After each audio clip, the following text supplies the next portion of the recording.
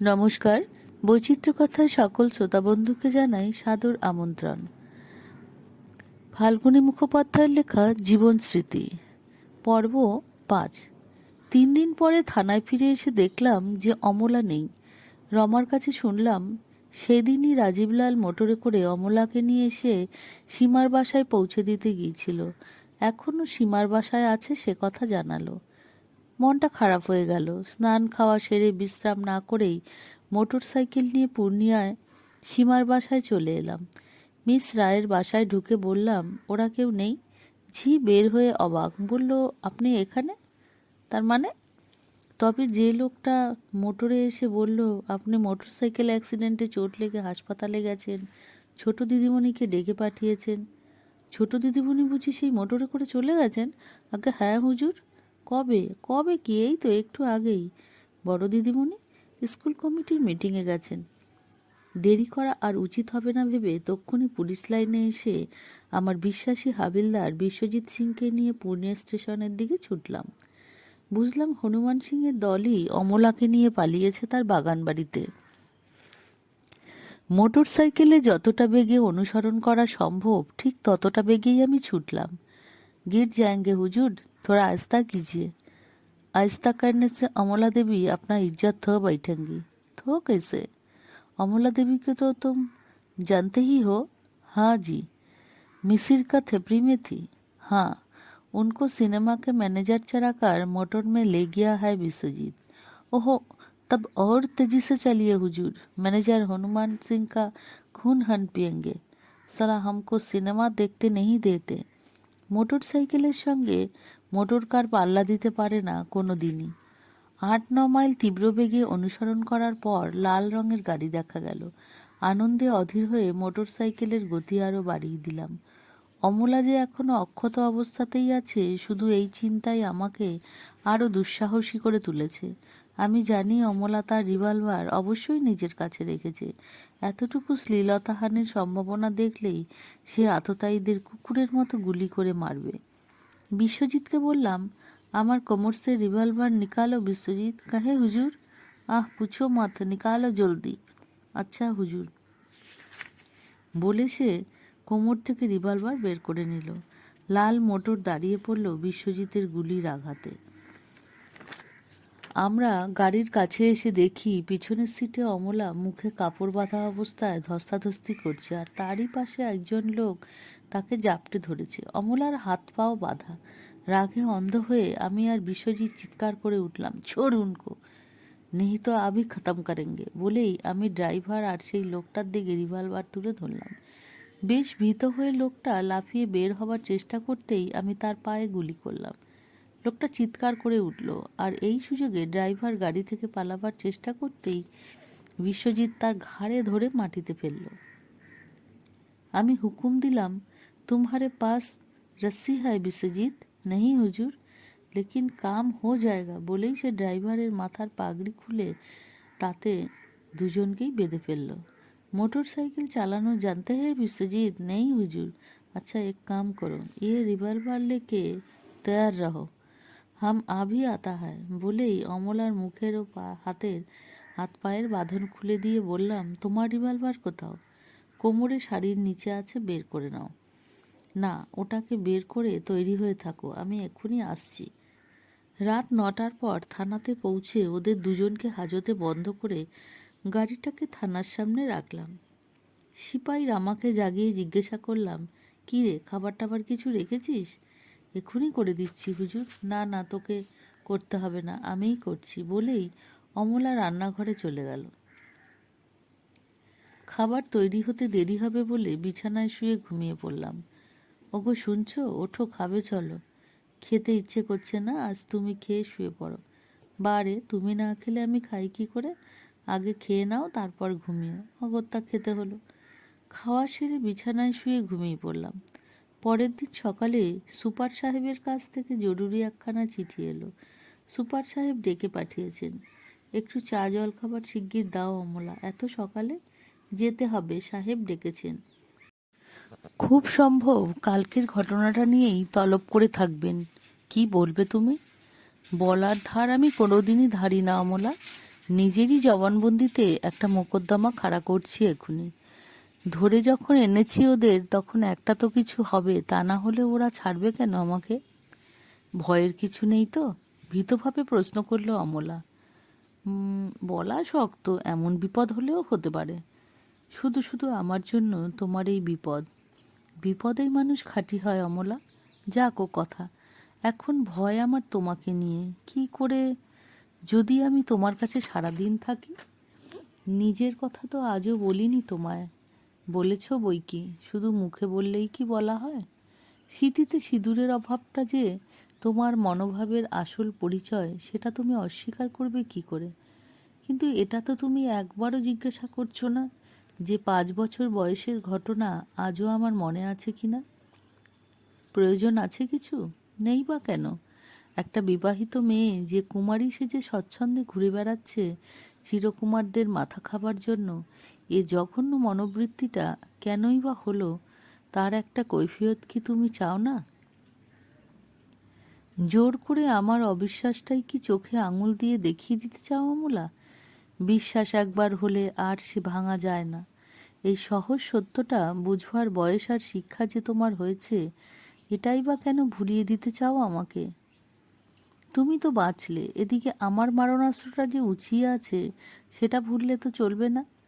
চা জলখাবারের আশা ছেড়ে দিয়েই কি বেরোবো? না গো না, কতক্ষণ লাগবে? কিন্তু যাবে কি সে শুনি? বাসে? তার তো অনেক দেরি, ততক্ষণে দুমুঠো ভাতও মুখে দিতে পারবে। এত সকালে ও অভ্যাস নেই যে। দরকার হলে অনভ্যাসের দাস হতে হয় বই কি। বাথরুমে চললাম আমি, কিন্তু পরবো কি বলো তো? ও, জামা কাপড় সব সীমার বাসায় থেকে গেছে বুঝি? এত সকালে তো দোকান খোলা নেই, উপায়? অমলা বলল, ভাবছো কি এত? একখানে ধুতিই না হয় দাও। ধুতি তো নেই অমলা, তবে ওই চাদরখানাই না হয় দাও। আর সায়া ব্লাউজ? ওগুলো না হলেও চলবে। চাকরটাকে বাইরে যেতে বলো। কেন? ও কি দোষ করলে? আহ, বুদ্ধি দেখো না, বলো না ওকে যেতে। তবে আমিই বা বাদ যাই কেন? নজরটা আমারও ভালো না। ভালো না হলেই তো বাঁচি। চুপটি করে বসে থাকো, এক্ষুনি হয়ে যাবে আমার। না, দুর্বলতার দাস হতে চাই না। যা করবার করো। থানায় চললাম আমি। কেসটার তো একটা ব্যবস্থা করা দরকার। বিশ্বজিতের সঙ্গে পরামর্শ করে তারই জবানবন্দিতে অমলাকে ভুলিয়ে অসৎ উদ্দেশ্যে বের করে নিয়ে যাওয়ার দায়ে বদমাইশ দুটোর উপর আর তাদের মালিক হনুমান সিং, হেমকিরান আর হরিকিষানের উপর একটা মোকদ্দমা দাঁড় করাতে হবে। এছাড়া অন্য কোনো উপায় ছিল না, কারণ আসল অকুস্থল অন্য থানা এলাকাভুক্ত, সুতরাং আমার আয়ত্তের বাইরে। মেজর সাহেবের সাহায্যে ওদের নামে একটা পরোয়ানা করা যাবে। উদ্দেশ্যে বের করিয়ে নেওয়া কষ্টকর হবে না। মোক্তারা নামাটি মোটামুটি ভালোই দাঁড়ালো। কিন্তু কিন্তু অমলাকেও সেখানে আনতে হলে, এতেই আমি একটু দুঃখিত। রামাকে ডেকে রাজীবলালের দোকান থেকে সায়া ব্লাউজ আনতে বলে থানায় কাজকর্ম যথাসম্ভব শেষ করে বেলা 9টায় বাসায় ফিরে এলাম। 8 ঘন্টা মাত্র সময় অমলা।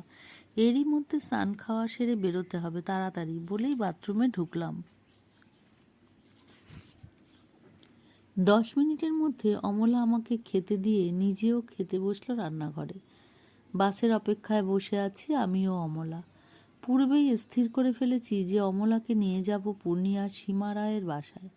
এমন সময় একটি কলেজের ছাত্র এসে একখানা চিঠি দিয়ে বলল, এ চিঠির উত্তর আপনাকে নিজে গিয়ে দিতে হবে স্যার। কাকে, কোথায়, সব লেখা আছে, পড়ে দেখুন। চিঠিতে লেখা, মান্য পরেশু, আপনি আমার দাদাকে গ্রেপ্তার করে জেলে পাঠিয়েছেন জেনেও আমার কোনো রাগ নেই আপনার ওপর। কিন্তু বিপদ হয়েছে দাদা জেলে গিয়ে। যে মানুষটার সাহায্যের উপর নির্ভর করে এতগুলো মানুষ প্রতিদিন আসার পথ চেয়ে থাকে, তাদের সব আশাতেই ছাই দিয়েছেন আপনি। দাদা জেলে গিয়েছেন তার কৃতকর্মের ফলে, কিন্তু এতগুলো লোকের মুখে অন্ন জোগাবো কী করে বলতে পারেন? অসহায় মানুষগুলো আমাকেই যে বিরক্ত করে আসছে প্রতিদিন। এ সংবাদ রাখার প্রয়োজন মনে করেন না আপনি, আমি জানি। আপনি দয়ালু, দানের সামর্থ্য না থাকলেও আপনি দাতা। কথা দাদার মুখে কালই শুনে এসেছি। আমার নিজের কলেজ আর হোস্টেলের খরচ দিতে পারিনি বলে কর্তৃপক্ষ হোস্টেল থেকে বের করে দিতে চেয়েছে। কিন্তু এখন কি করি বলুন তো? দাদা কাল জেল ফটকে দাঁড়িয়ে কি বলেছেন জানেন? বলেছেন যে আর কোথাও হাত পাতার দরকার নেই বোন, যদি দরকার হয় তো একমাত্র অমলবাবুর কাছেই হাত পাতিস, তিনি তোকে সাহায্য করবেন, এ বিশ্বাস আমার কাছে। তিনি বলেছেন আইনের আঘাতে যদি সত্যিই ফাঁসি হয়ে যায় আমার, আর তুই নিরাশ্রয় হয়ে পড়িস, তখন তোর এ রূপ যৌবন ভরা শরীরের নিরাপত্তা একমাত্র অমলরাই রক্ষা করবেন। এ বিশ্বাস নিয়ে যদি তুই অনায়াসে তার কাছে দাঁড়াতে পারিস বোন। এ কথাও বলেছেন যে রামপুর গ্রামের পশ্চিম ধারে কুড়ে ঘরে খেদির নাতনি রিনাকেও যেন রক্ষা করেন আপনি, কেননা দাদার জেল হওয়াতে তারও নিরাপত্তা গুন্ডাগুলোর হাতে নষ্ট হয়ে যাওয়ার সম্ভাবনাই বেশি। তাই সকল লজ্জার মাথাকেই আজ আপনাকে চিঠি লিখলাম। শোনা না শোনা এখন আপনার বিবেচনার উপর নির্ভর করছে। পত্রবাহক এই ছেলেটি নিতান্তই অসহায়, তাকে কিছু সাহায্য করবেন এ ভরসা করতে পারি হয়তো। ইতি আপনার একান্ত অনুগতা শ্রীমতী রেবা, পূর্ণিয়ার কলেজ হোস্টেল। বেশ বিচলিত হয়ে পড়লাম রেবার চিঠি পড়ে। ছাত্রটিকে জিজ্ঞাসা করলাম, কত হলে এখন তোমার চলে ভাই? 40 টাকা আপাতত নিতান্তই প্রয়োজন স্যার। বেশ, টাকা আমি দিচ্ছি তোমাকে, কিন্তু জানোই তো চাকরি করে পেট চালাই আমি। মিশির বাবুর মতো অত সামর্থ্য তো আমার নেই, তবুও যতদূর সম্ভব দেবার চেষ্টা করব।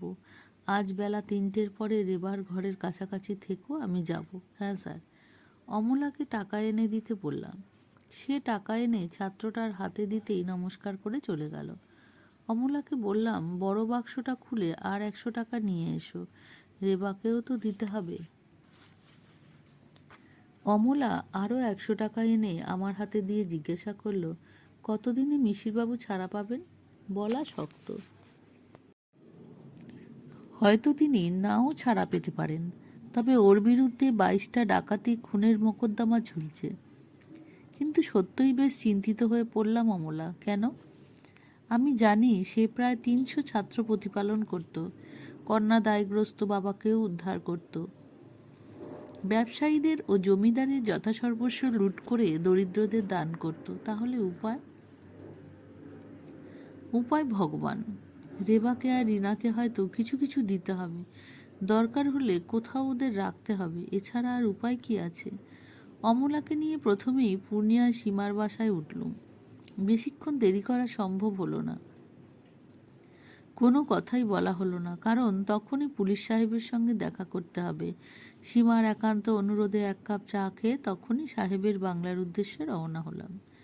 পুলিশ সাহেবের সাথে দেখা করে জানতে পারলাম যে হনুমান সিং আমার বিরুদ্ধে গত রাতের ঘটনার সংক্ষিপ্ত বিবরণ দিয়ে সুপার সাহেবের কাছে দরখাস্ত করেছে এবং আজ কোর্টে নালিশ করবে। সাহেবকে আমি আমার সাজানো মোকদ্দমার কথা বললাম। তিনি আনন্দিতই হলেন এবং বললেন যে ইন্সপেক্টর হয়ে আমার বদলির অর্ডার হয়েছে গয়া জেলাতে। কোর্টে হনুমান সিং আমার বিরুদ্ধে মোকদ্দমা দায়ের করল, তার অনুচরদের মেরে জখম করে আটক রেখে তার মোটর চুরি করার অভিযোগ এনে। আমি তার নালিশের নকল নিয়ে নিযুক্ত। পরে সাইকেল নিয়ে পূর্ণিয়ার কলেজে আসতেই ছাত্রটি এসে দাঁড়ালো। আমি তাকে বললাম, দেখো ভাই, পুলিশের পোশাকে রেবার সাথে দেখা করা উচিত হবে না, তুমি বরং তাকে অন্য জায়গায় নিয়ে চলো। কোথায় নিয়ে যাব বলুন স্যার? স্টেশনে। কিন্তু অত দূর আমার সাথে যাবেন না, বড় কঠিন প্রকৃতির মেয়ে, বুঝতেই পারছেন। আচ্ছা, তবে ডাকো এখানে। এর মধ্যে রেবা নিজেই বের হয়ে এসে আমাকে প্রণাম করে বলল, আপনি এসেছেন? আমাকে কি আপনি এর আগে কোথাও দেখেছেন? কলেজের মেয়েরা কত প্রশংসাই যে করে আপনার। ও, তাহলে সৌভাগ্যই বলতে হবে আমার। এই নিন, আপাতত এই পারলাম, ওতেই যথেষ্ট হবে। কিন্তু কতদিন আর আপনাকে এই বিড়ম্বনায় ফেলবো দাদা? বেশ সুখী হলাম আপনার সাথে পরিচিত হয়ে। এখন আপনি আমাকে আপনি সম্বোধন করছেন? আমি যখনই আপনাকে দাদা বলে ডেকেছি তখনই আপনার ছোট বোনের আসন নিয়েছি। বেশ, তাই হবে। তুমি ছোট বোনই আমার, কিন্তু এখানে কি তোমার ইচ্ছে বরাবরই থাকবার? কত দূর পড়েছ? বিয়ে পড়েছি। পৃথিবীতে থাকবার জায়গা আমার কোথাও নেই, তোমার বাবা মা কেউ নেই, ওই দাদা ছাড়া আমার আর কেউ নেই। বলেই ও কেঁদে উঠল। কেঁদো না বোন, যার কেউ নেই তার ভগবান সহায়। দাদা তোমার জেলে, কিন্তু আমি তো আছি। কিন্তু মুশকিল হয়েছে এই যে আমি বদলির অর্ডার পেয়েছি গয়া জেলাতে। তবে কি হবে দাদা, বলে কেঁদে ফেলল মেয়েটি। সেই কথাই তো ভাবছি তখন থেকে। একটা কাজ করতে পারো তুমি, কাল পরশুর ভেতর তোমার দাদার সাথে দেখা করে তার পরামর্শ নাও। যদি তার এবং তোমার নিজের কোনো আপত্তি না থাকে তবে আমি তোমায় নিয়ে যেতে পারি। বেশ ভালো করে ভেবে নিও কথাটা বোন।